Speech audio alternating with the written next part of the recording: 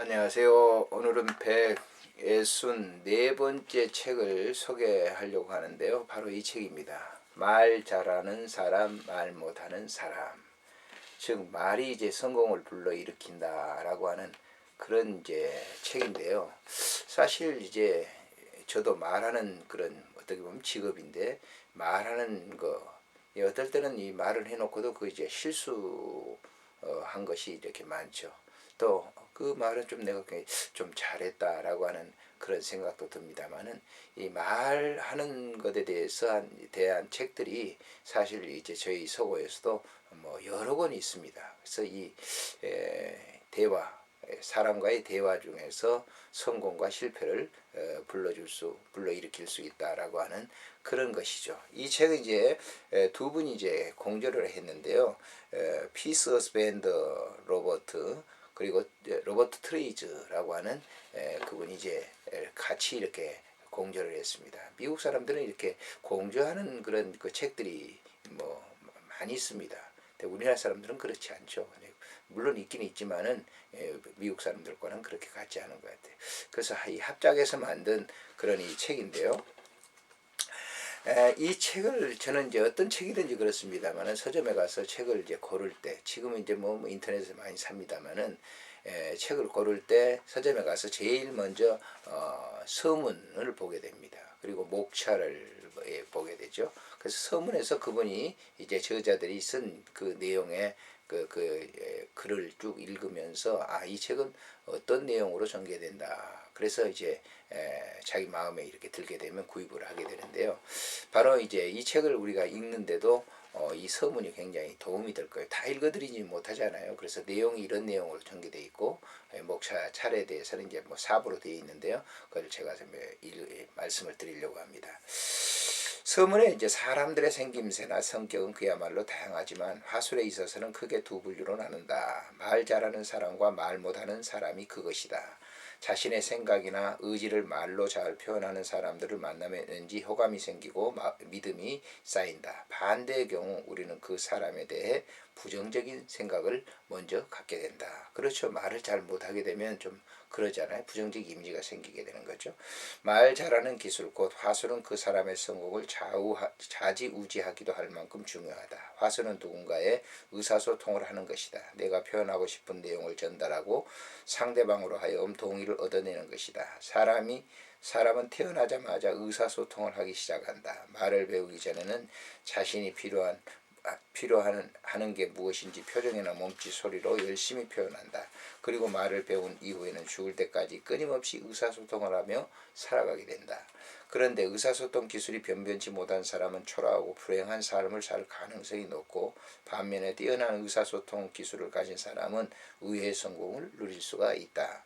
누구나 말을 하지만 누구나 말을 잘하는 건 아니다. 왜일까? 일반적으로 사람들은 성인이 되면 의사소통 행위를 무의식적으로 행하게 된다. 즉 자신의 의지와는 무관하게 습관적으로 의사소통에 대한 도에 임한다. 대부분 사람들이 말하는데 무슨 특별한 기술이 필요할까 생각을 하게 될 것이다. 이 책은 이렇듯 무의식적인 의사소통을 통해 의사소통을 했던 데에서 한 단계 더 나아가 선택적이고 뛰어난 의사소통을 가능하게 해준다.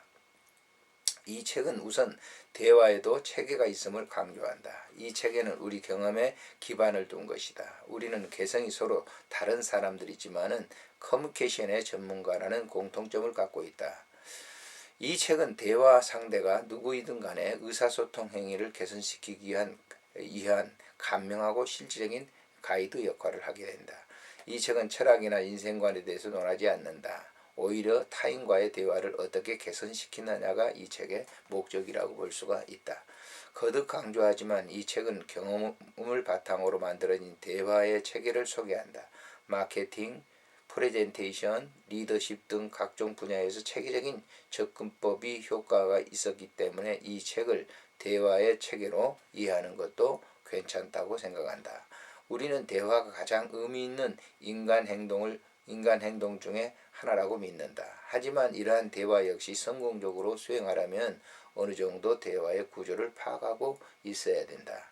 이 책은 다른 책, 즉 특히 피터 오스밴드의 저작들과 비슷한데 그 까닭은 주제가 서로 연결되어 있기 때문이다.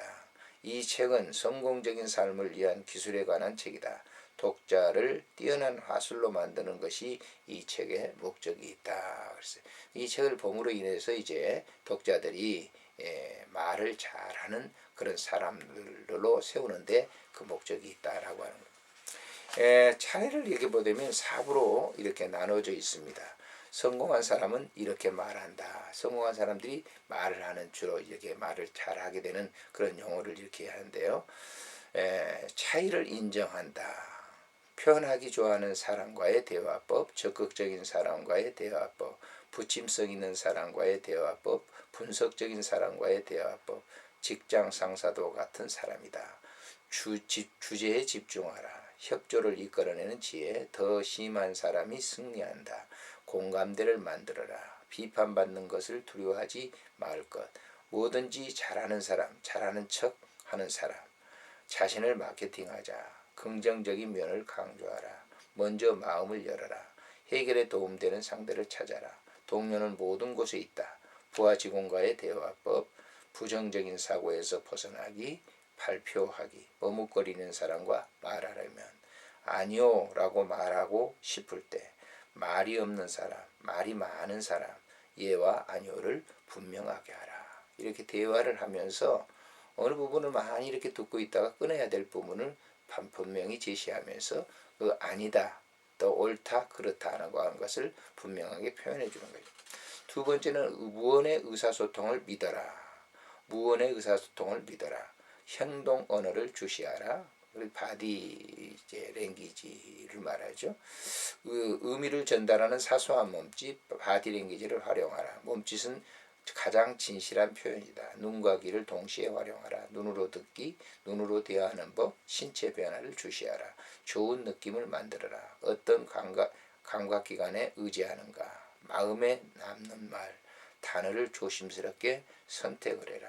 말하기와 리듬, 비슷하게 말하기, 울음으로 표현하기. 그래서 이제 몸도 행동도 하나의 이 소통수단에 굉장히 중요한 것이죠. 세 번째는 이제 마음을 열면 세상이 달라 보인다. 내가 하고 싶은 말은 무엇이었는가. 적극적으로 들어라. 상대방의 감정을 인정하라. 감정을 조절하며 대화하기. 감정이입과 동정은 다르다. 호흡과 감정과의 관계. 튀는 음반처럼 반복하기. 태도를 바꾸면 삶이 즐겁다. 성공을 위해 들어라. 실수를 인정하라. 상대방에게 집중하기. 제대로 짐작하기. 다른 사람의 간섭에서 벗어나기, 어긋나게 하기, 비밀을 지키는 사람이 되라. 오해는 사소한 것에서 시작된다. 마음을 열면 세상이 달라 보인다. 남을 평가하기 전에 나를 평가하자. 대화에 방해가 되는 장애를 뛰어넘기. 상대방의 마음을 먼저 포착하라. 시간대의 차이, 분명한 가치관을 가지라. 어떤 이 말을 들으면서 상대방에 대한 것을 평가를 하면서 자기가 자의적인 판단을 해서 하는 것은 상당히 위험스러운 것이다 라고 하는 것이죠. 그런 일이 있을 때는 만나서 반드시 자기의 분명한 의사소통, 그 생각했던 것을 전하는 것 굉장히 중요하다라고 하는. 네 번째는 재치 있는 질문으로 대화에 앞장을 서라. 내용에 집중하라. 질문하는 방법, 대답하는 방법, 재치 있는 질문으로 대화에 앞장서라. 대화를 이끌어가라 그 말이죠. 닫힌 질문, 통합적으로 듣기, 성의껏 들어라. 동기를 만들어라. 열린 질문, 일방적인 대화, 대답하기 쉬운 질문이 오히려 어렵다. 대답하지 않는 것도 대답이다. 언제나 웃음으로 만나자. 천리길도 한 걸음부터 마음으로 이해하라. 언제나 집중하라 라고 하는 그런 내용으로 전개되어 있습니다. 사실 우리가 이 사람이라고 하는 건 다른 어떤 동물들과 다릅니다. 의사소통한다라고 하는 것이 얼마나 소중하고 귀중한 일인지 모릅니다. 좋은 책 한번 추천합니다. 안녕히 계십시오.